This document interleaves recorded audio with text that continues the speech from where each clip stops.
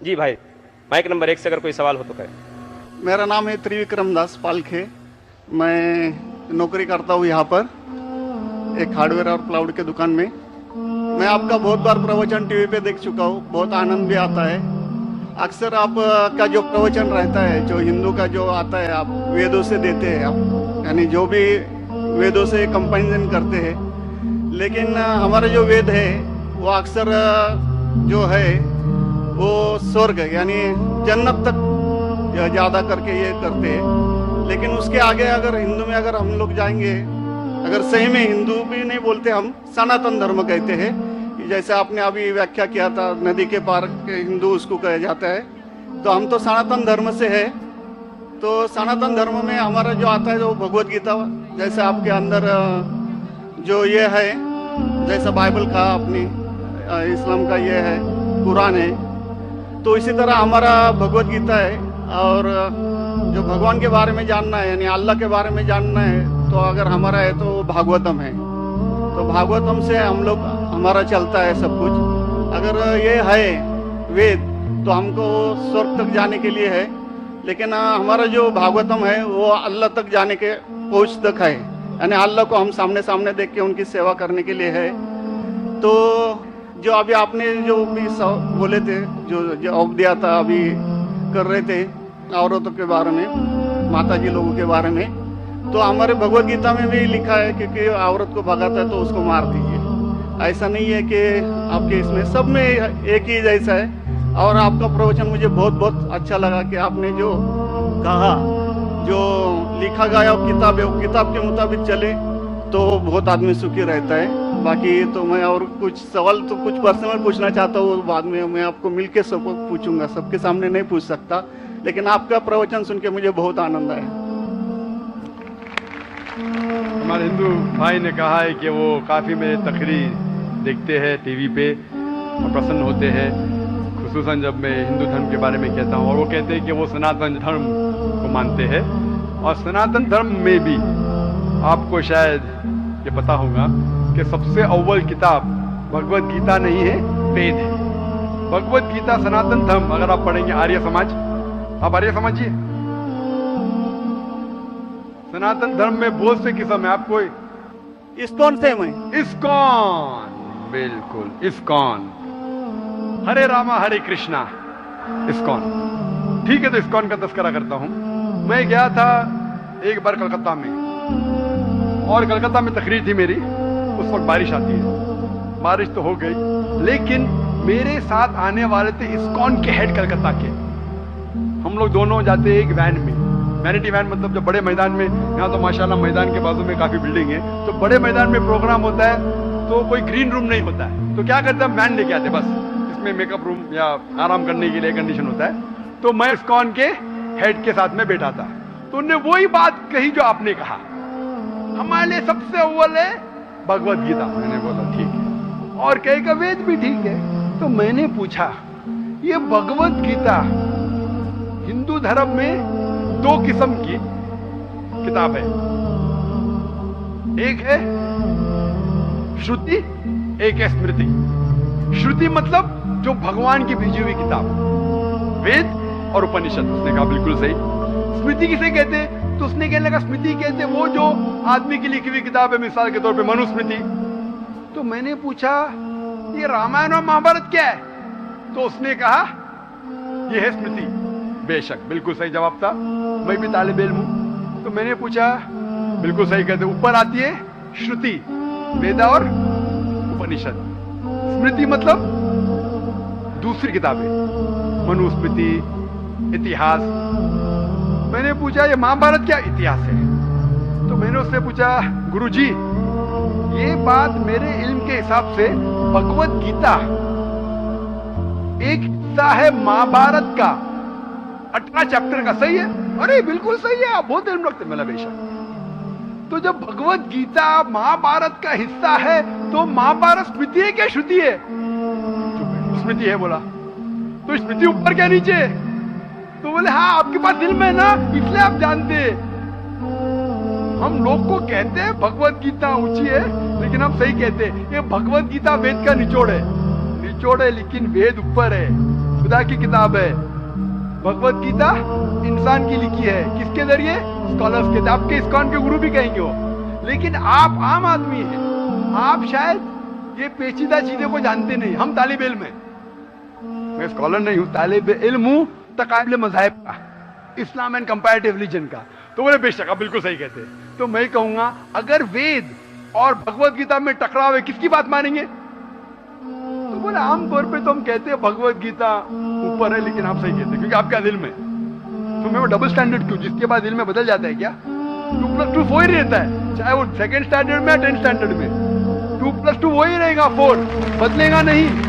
तो मैं ये कहता हूं गुरु जी से, आपके संत से, कि आप अपनी किताब लोगों में आम करो, हिंदुओं में आम करो वेद। लेकिन हिंदू धर्म में सिर्फ ब्राह्मण भी वेद को पढ़ सकता है, क्षत्रिय नहीं पढ़ सकता है। क्यों?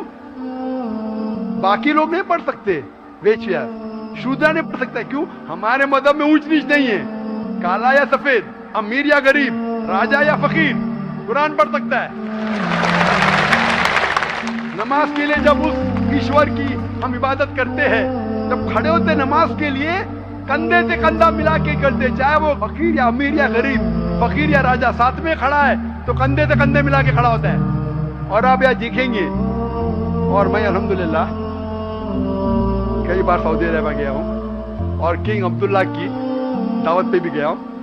माशाल्लाह उनकी सिक्योरिटी रहती है, तो सिक्योरिटी हट जाती है, आप साथ में तो साथ में। अल्हम्दुलिल्लाह राजा या फकीर, अमीर या गरीब, काला या सफेद, यकसा है। तो मैं ये कहना चाहता हूँ, आप बिल्कुल सही कह रहे थे कि वेद स्वर्ग की बात करता है लेकिन खुदा की बात भी करता है। भगवत गीता में भी स्वर्ग की बात लिखा है, खुदा का भी लिखा है। आप बोले अल्लाह के करीब आने के लिए भगवत गीता सही है, बराबर। मैं ये नहीं कह रहा हूँ कि ये वेदों में नहीं कहा है, वेदों में बहुत आखिरी में आता है। लेकिन जो भगवत गीता जो है वो डायरेक्ट भगवान हुआ है, यानी अल्लाह ने कहा हुआ है, ऐसा है। तो इसके लिए अभी वेद तो संस्कृत में है, वो पढ़ नहीं सकते। लेकिन जो भगवत गीता है वो बहुत सारी इसमें ट्रांसलेशन हो गई है। और जो भगवत गीता है बहुत सारे आदमी ने यानी लिखी हुई है, करीबन 200-300 लोगों ने लिखी है अपने अपने हिसाब से। बिल्कुल सही कहा। लेकिन इस्कॉन का जो गीता है भगवत गीता, वो गुरु परंपरा में है, वो भी आदमी है, एज इट इज लिखा हुआ है। यानी वो परंपरा में अगर गया तो वो कृष्ण तक गया, यानी जिसने जो कहा है वो एज इट इज है। इसके लिए उसका लिखा हुआ as it is Bhagavad Gita. आपके स्वामी प्रभुपदा, बराबर? यस, बराबर बोल। स्वामी प्रभुपदा इंसानी थे ना? इंसानी थे ना, मैं किधर ना बोल रहा हूँ। ये हमारा कुरान जो है ना, डायरेक्ट अल्लाह की तरफ से ना मोहम्मद सल्लल्लाहु अलैहि वसल्लम ने लिखा है। हम लोग ने ये कुरान जो है डायरेक्ट अल्लाह की नाज़िल हूबहू। इसलिए जितने भी दिगर मज़ाहिब की किताब है, जैसे वक्त जाने लगे बदलते गए। आप बिल्कुल सही कहते हैं। 300 किस्म की किताब है, बाइबल सैकड़ों किस्म, हमारे IRF में 200 किस्म की बाइबल है। आप किस में मानेंगे? कुरान आप लो, कोई भी कुरान लो, इंडिया में, अमेरिका में, यूके में, हिंदुस्तान में, पूना में, हूबहू वही है। एक लफ्ज की बात दूर रही, आ की मात्रा, ई की मात्रा, जबर जेर, वो भी फर्क नहीं है, फत्ता दम्मा कसरा में भी फर्क नहीं है। ओरिजिनल कुरान में तो फत्ता दम्मा कसरा था नहीं, लेकिन आज जब हम पढ़ते हैं माशाल्लाह। तो मैं ये कहना चाहता हूं, जितनी भी किताबें पहले आई, आज भी आप बिल्कुल सही कहते हैं, भगवत गीता वेद का निचोड़ है। लेकिन जब निचोड़ होता है वो असली फल से कॉन्ट्रडिक्ट करे तो फल और अहम है। मैं बिल्कुल मानता हूं, स्वामी प्रभुपदा मानते हैं कि भगवत गीता क्या है? वेद का निचोड़ है। और वो कहते हैं, मैं भी पढ़ चुका, आपकी Bhagavad Gita as it is पढ़ चुका, उसमें ही लिखा, उसका ही ट्रांसलेशन था। भगवत गीता अध्याय नंबर 7 श्लोका नंबर 20 में, जो कोई दुनियादारी के पीछे भागता है वो गलत खुदाओं के पीछे भागता है। आपकी भगवत गीता में लिखा है एज इट इज में। और उसका अगर प्रीफेस पढ़ेंगे, उसमें लिखा है कि ये जो वेद है वो गाय है, वो से गाय है। और कृष्ण क्या है? दूध निकालने वाला इंसान। और दूध क्या है? भगवत गीता है। सही कह रहा हूं कि नहीं? प्रीफेस में लिखे है। कौन कहता है? आपके स्वामी प्रभुपदा। मुझे उसका ट्रांसलेशन पसंद है। अक्सर हमारे वहां भी माशाअल्लाह 50 से ज्यादा भगवत गीता है। मैं लेकिन स्वामी प्रभुपदा की गीता को पसंद करता हूं, अच्छी गीता है। इसीलिए मैं प्रीफेस कह रहा हूं। लेकिन उसमें भी लिखा हुआ है, उसके अंदर भी वो निचोड़े वेद का निचोड़ है। लेकिन निचोड़ मतलब नहीं कि असल फल को गाय को छोड़ देंगे। गाय चले जाएंगी तो दूध क्या करेंगे आप? गाय रहेंगी तो दूध मिलते रहेगा ना। दूध को लेंगे, गाय को मार देंगे, दूध आपका खत्म हो जाएगा भाई। गाय को जिंदा रखो, रोज दूध लो, बराबर के नहीं? दूसरे बच्चे पैदा करेंगे गाय, लेकिन तो गाय को मत छोड़िए। इससे हमें पता लगता है, उसमें लिखा हुआ है, आपके वेद में लिखा हुआ है कि और एक पैगंबर आने वाला है। आपकी भगवत गीता में लिखा है चैप्टर नंबर 4 में वर्ष नंबर 7 से 8 में, यदा यदा धर्मस्य, यानी युग युग में जब भी परेशानी आएंगी इस धरती पे तो मैं एक रूप हासिल करूंगा, अवतार। अवतार की सही मानी आपको मिलेगा वेद से। उसमें पता चलता है जिसे हम कहते हैं पैगंबर, आखिरी पैगंबर, आखिरी अवतार कौन है? कल के अवतार। अगर आप भगवत गीता में मानते, अगर आप वेद में मानते, आपको आखिरी अवतार कल के अवतार में मानना ही पड़ेगा। फिर ही आप कह सकते मैं असल भक्त हूं भगवत गीता का। वो तो आई, आपने जो बताया कल के अवतार तो आने वाला आप ही है, मानते कल के लास्ट अवतार में। आने वाला है। आ चुका है। और उसमें लिखा था कल के अवतार की मां के नाम क्या है? सुमति। सुमति की मानी अमन, अरबी में कहते हैं आमिना। मोहम्मद सल्लल्लाहु अलैहि वसल्लम के वालिदा का नाम था आमिना। उसमें लिखा है कल के अवतार, चैप्टर नंबर, अभी हवाला भी दे रहा हूं मैं, टाइम मिल रहा है ना। कल के अवतार चैप्टर नंबर 2 वर्ष नंबर 5 श्लोक नंबर 5, 7, 9, 11, 15। इसमें लिखा है कि उसके वालिद का नाम है विष्णु यास। विष्णु यास मतलब खुदा का बंदा।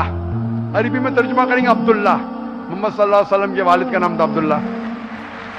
उसमें लिखा है वो इसी जगह में पैदा होंगे जो अमन की जगह है। हम मानते हैं कि मक्का एक अमन की जगह है।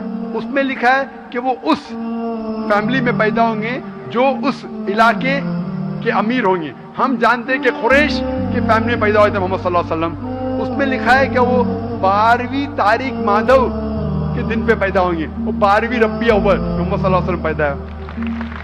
आगे आप पढ़ेंगे वेद में लिखा है कि उसके 4 करीब दोस्त थे, जिसका मैं जिक्र किया हूं। 4 करीब दोस्त मोहम्मद सल्लल्लाहु अलैहि वसल्लम के थे, जो हजरत अबू बकर, हजरत उमर, हजरत उस्मान, हजरत अली। मैं अल्लाह भी मौल, अल्लाह ताला की रहमत सब पे हो। किसके बारे में जिक्र करें? उनको सबसे पहली जो वही आएंगी वो आएंगी एक गार के अंदर। हम जानते हैं मोहम्मद सल्लल्लाहु अलैहि वसल्लम सबसे पहली वही आए गार हिरा में। फिर वो करेंगे हिजरत, नॉर्थ की तरफ फिर से वापस आएंगे। मोहम्मद सल्लल्लाहु अलैहि वसल्लम हिजरत की मदीना जो नॉर्थ के ऊपर है, फिर से वापस आए। मैं तो 1 घंटा सिर्फ तस्करा कर सकता हूँ मोहम्मद सल्लल्लाहु अलैहि वसल्लम हिंदू धर्म में, वक्त नहीं है। तो ये पूछना चाहता हूँ, आप मानते क्या इस कल के अवतार में? आप मानते मोहम्मद सल्लल्लाहु अलैहि वसल्लम आखिरी पैगंबर है? मैं तो कुरान 3 बार पढ़ा हूँ साहब, मैं तो मानता हूँ कुरान को। वो बात नहीं है। मानना सिर्फ जरूरी नहीं, अमल करना जरूरी है। मैं कहूंगा मैं खुदा को मानता हूँ, खुदा की बात पे अमल ना करता हूँ तो बेकार है। मैं कहता हूँ मैं मेरे वालिद से बहुत मोहब्बत करता हूँ, वालिद की बेइज्जती करता हूँ, वालिद की बात नहीं मानता हूँ, वालिद से बदतमीजी करता हूँ, तो क्या फायदा? आप समझ रहे ना? समझ रहा हूँ मैं, लेकिन आपने कुछ पहले ही अभी 10-15 मिनट पहले आपने कहा था कि जो भी है कुरान है, वेद है और बाइबल है, कि जो जो उसमें लिखा हुआ है खुदा ने उसके ऊपर अमल करना चाहिए। तो मैं अपने इससे अमल करता ही हूँ। जो कुछ मानता तो हुई खुदा एक ही है करके, वो तो मानता ही है। बिल्कुल। मैं नहीं बोल रहा कि आपके लिए कोई खुदा अलग है, मेरे लिए कोई अलग है, या ईसाई के लिए कुछ अलग है। आप सनातन धर्म में है, मैं जानता हूँ सनातन धर्म में एक खुदा को मानते हैं। वो मानते खुदा की प्रतिमा नहीं, अक्स नहीं है, बराबर ही मानते। लेकिन मैं ये जानना चाहता हूँ, आप कल के अवतार में आप मेरे सवाल को घुमाओ मत। मैं जानता हूँ, नहीं है मैं ये जानता हूँ सनातन धर्म के बारे में जानता हूँ। पहले स्टेज में आप पास कर चुके, एक खुदा में मानते, बिल्कुल सही। मैं ये बात जानना चाहता हूँ कि उस खुदा के अवतार पैगंबर, आखिरी पैगंबर में आप मानते हैं क्या नहीं मोहम्मद सल्लल्लाहु अलैहि वसल्लम? ये मेरा सवाल है। यानी मोहम्मद पैगंबर को आप मानते कि वो आखिरी पैगंबर थे क्या नहीं मानते? वो तो मानता हूँ मैं, मुझे मालूम है ना मोहम्मद पैगंबर आखिरी थे मोहम्मदीन। वो तो मानता ही हूँ। मोहम्मदन में ने आपके लिए, सबके लिए है ना। बिल्कुल सही। तो कोई धर्म, कोई एक मजहब का थोड़ी रहता है गुरु, तो सबके रहता है। वो एक मजहब का थोड़ी गुरु रहता है कि वो एक मजहब के लिए, वो सब मजहब के लिए गुरु रहता है। तो मानता ही मैं उसको। बिल्कुल सही। लेकिन ये कहना कि सब मजहब यकसा है हूबहू, ये सही नहीं। यकसानियत है, इसीलिए मैंने कहा यकसानियत पे अमल करो। आप बोलेंगे मैं सब हिंदू चीज पे अमल करूंगा, कई हिंदू जाते बुत परस्ती करने के लिए, आपने करते, अच्छी बात है अल्हम्दुलिल्लाह, इसीलिए मैं आपको कांग्रेचुलेट करता हूं। आप बुत परस्ती नहीं करते, मैं आपको कांग्रेचुलेट करता हूं, मैं कांग्रेचुलेट करता हूं, क्योंकि सनातन धर्म बुत परस्ती नहीं करता है। अल्हम्दुलिल्लाह सुम्मा अल्हम्दुलिल्लाह, आप आधे इम्तिहान में सफलता पा गए। अभी ये पूछता हूं मैं, जैसे आपने कहा, आप अगर मोहम्मद सल्लल्लाहु अलैहि वसल्लम को आखिरी पैगंबर मानते हैं तो उसके पैगाम पे अमल करना जरूरी है। सिर्फ पैगाम को पढ़ना जरूरी नहीं, पैगाम पे अमल करना जरूरी है। अगर मैं कहता हूं मानता हूं लेकिन अमल नहीं करता तो कोई फायदा नहीं। तो ये होता है कि अपने मन से खुदा की बात, तो आखिरी पैगाम है कुरान शरीफ और आखिरी पैगंबर मोहम्मद सल्लल्लाहु अलैहि वसल्लम में मानना जरूरी है, फिर ही आप सही तरीके से मजहब को पहचान सकेंगे। Hope that answers the question. नहीं, थैंक यू। कुछ बोलेंगे आपको? मुझे ये कहना चाहिए था, अभी आप बोल रहे थे अमल करना चाहिए, अमल करना चाहिए, तो मैं मोमिन बनने का पूरा कोशिश किया, क्योंकि मैं वो मोमिन का क्या रहता है वो 3-4 इसमें सुन चुका हूँ। मोमिन का क्या रहता है? मोमिन का जो बताया था ना, क्या जो रीजन जो कैसा रहता है मोमिन, कैसा रहता है, मैं जानना चाहता हूँ। नहीं, मैं इतना याद में जितना रखा हूँ मैं जो भी याद नहीं सकता है, जो भी याद है बोल लीजिए, नो प्रॉब्लम। जो कमी है मैं पूरी कर लूंगा। नहीं नहीं, जान लीजिए, अगर दूसरे को भी क्वेश्चन पूछना है मैं आपसे मोहब्बत करता हूँ, मैं आपको पर्सनली मिलता हूँ बाद में। अच्छा, बाद में मिलेंगे स्टेज के बाद इंशाल्लाह। ओके, ठीक है। हरे कृष्णा।